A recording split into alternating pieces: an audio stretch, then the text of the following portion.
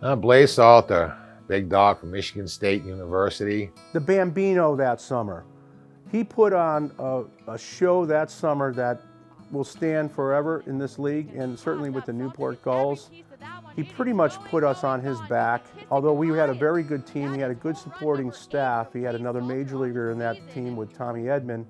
His presence in the batter's box was unparalleled, and that's why he was the MVP of the league, and he accomplished everything that he did.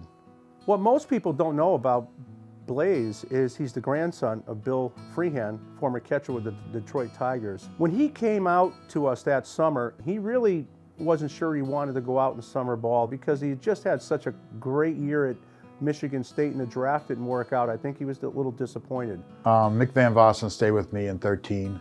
He was coming back in 2014. Mick calls me up and says, "Hey Jimbo, you know, I'm about an hour away, just got into Rhode Island and should be there. Me and Blaise will be there real soon." And I says, "Oh, okay, that's great." I says, "The room's all ready, we'll be waiting for you." And then I hang up the phone with him and I look at my wife and I says, "Who's Blaise?" I get on the phone with Chucky and say, "Hey Chuck, you know, Mick is, you know, gonna be here, and he just called me and says that Blaise is with him." And Chucky says, "Oh, Blaise, I didn't think Blaise was coming." I says, "Well, he's in the car with Mick and he's gonna be at my house in about a half hour." Chucky's all apologizing, saying, "Oh, Jimbo, you know, I thought he was gonna go high in the draft and he wasn't gonna come. I've got room, I've got 2 more rooms up in the attic." I says, "He can stay there." Class act, his mother, his father came down. Never had any problems with Blaise, you know, just my wife loved him. You know, he was all about playing ball. But once he got to Newport, I think he realized that this was a great place to spend the summer. He just embraced it. He changed his approach to being the guy. He wanted to be here. He wanted to lead. He loved every aspect of being a Newport Gull. And it showed on the baseball field. You get the best hugs on the field, and Blaise Salter, Babe Ruth. You know, when you first look at Blaise and meet Blaise, you realize he's a big guy. Really big guy with big hands. But as you get to know him and hang with him, you realize that his heart is even bigger. You know, a lot of times you know early in the season that a player is going to be special. And Blaise Salter was one of those players. There's a game, it was early July 2014, I'll never forget it. The Gulls, the Plymouth Pilgrims, trying to get out of there because we knew a hurricane was coming up the coast. And sure enough, the Gulls played the longest game in team history, 17 innings. And Blaise Salter hit 3 home runs, but only 2 made it into the books. Early in the game, he hits that first home run. It's a no-doubter right off the bat. And then late in the game, we're already at the longest game in team history at this point. And he hits another one down the left field line. The umpire rules it a foul ball. Everybody in that ballpark, including both broadcasters, knew that was a home run. Mike Coombs comes out of the dugout. He gets tossed. He's out of the game now. And sure enough, Blaise Salter comes up next at bat, the 17th inning now, and he does the exact same thing again. Another no-doubter to left field. 2-2. Swinging a high drive, left field deep. Way back, this one goes, and it is a home run!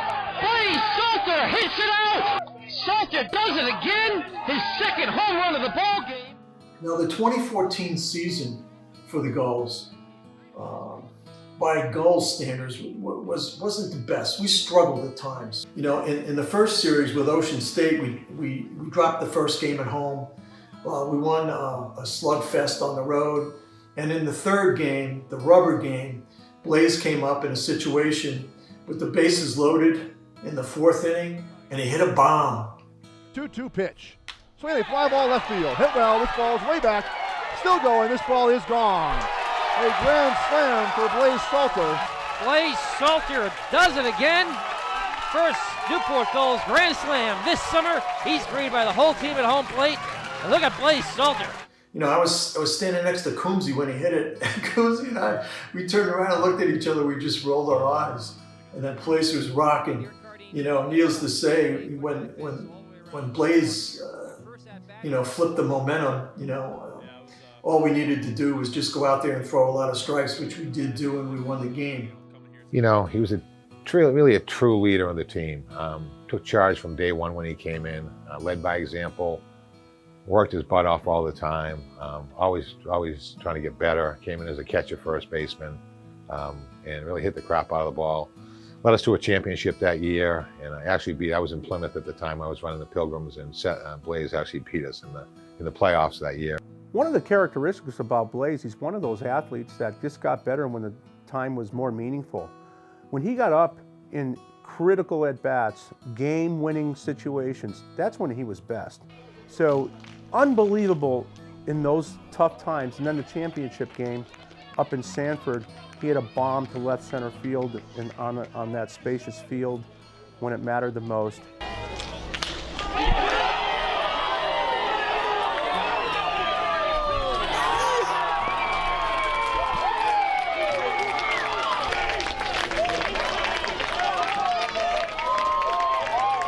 Blaise was most special when it meant the most.